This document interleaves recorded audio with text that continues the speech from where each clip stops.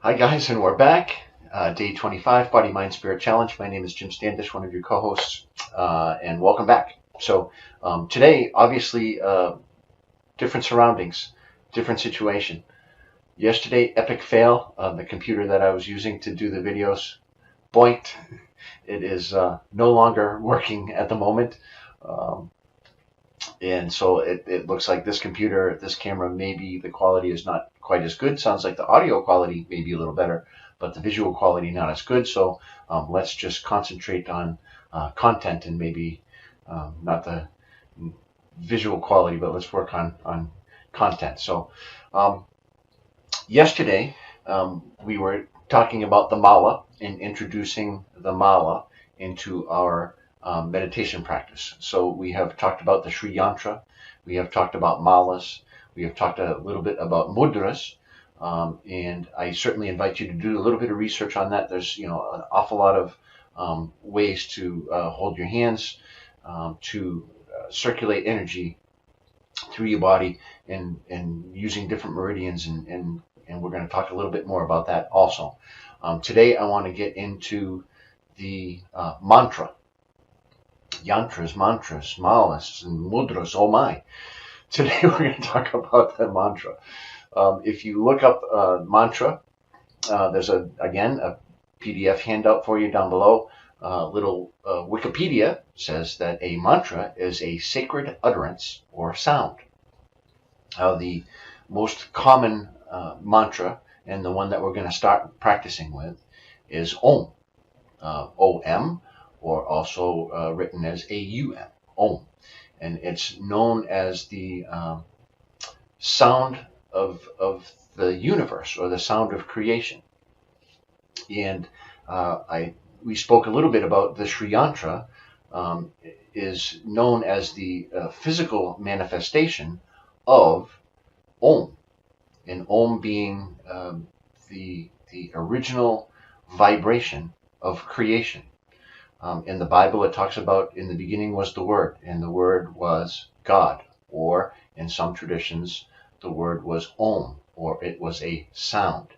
And we know that everything vibrates, and we've been talking about that, and we've been talking about raising our vibration. So what we're going to do with Om is vibrate this little guy that's in the center of our head. So in the very center of your head, in between your ears, and directly in between this way, there is a gland known as the pineal gland. And we're going to explore the pineal gland a little bit more. And what we're going to do with this sacred sound is vibrate the pineal gland to activate it. And we're going to be adding some tools, tips, and techniques to this whole procedure. And what I am wanting to give you is the opportunity to experience the space within the space. There's a great little quote. One of my favorite movies is The Last Samurai. I don't know if you guys have ever seen The Last Samurai, but there is a scene where Tom Cruise is practicing with these bamboo swords, and he's learning the art of the samurai, and he keeps getting beat on, and one of the sages yells over from the other thing, "No mind, no mind, no mind." And when you get to this place where you're no longer thinking on a conscious level, you kind of go into that unconscious thinking and go into the space between the space, and you quiet the chatter, you can actually hear a lot more. And we're going to talk a little bit more about that. But for now, Om. We're going to concentrate on Om and the sound of the universe. And what I want you to do at first, if you're comfortable toning it out, you can take a deep breath and just relax your voice. And what I want you to do is use your voice to vibrate the pineal gland. So you don't even have to open your mouth. You can just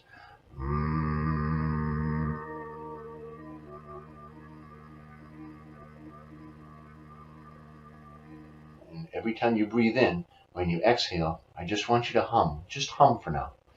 And when you're humming, you'll notice There's a vibration going on in here, and that vibration is actually vibrating your pineal gland.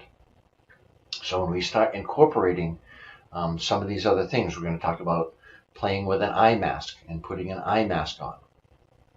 Now, one of the things that an eye mask will do for you is turn on your pineal gland. Now, the very interesting thing about a pineal gland, and again, I invite you to do some research. Just Google it. You'll get miles of information. The pineal gland is built exactly like an eyeball, and that is the really kind of cool thing. It has an iris, it has rods and cones, and it is literally the third eye. There's this little eye in the center of your head. It is built like an eyeball. Actually gets more blood per capita than any organ in your body. Interesting. And what happens is when you close your eyes and you go to sleep at night, the pineal gland actually turns on, and there are ways that you can trick your body into creating chemicals that are produced when you start to go to sleep. And one of those chemicals is DMT, dimethyltryptamine, and that is again something I want you to do a little bit of research on. Read about it yourself. It's a whole other topic. So for today, we're going to go back to practicing with your mala right here. Okay? And this does take a little bit of time because it's going to be how fast you can breathe and how comfortable you're breathing. And we talked about the 108. And I really want you to practice going all the way around 108 times, either with breathing in and out, and when you breathe out, I want you to vibrate. I want you and then now if you want to open your mouth, that's fine.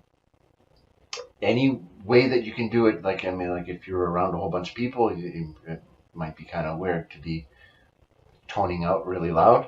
However, I really would like you to at very least hum, and I want you to feel that vibration and vibrate your pineal gland.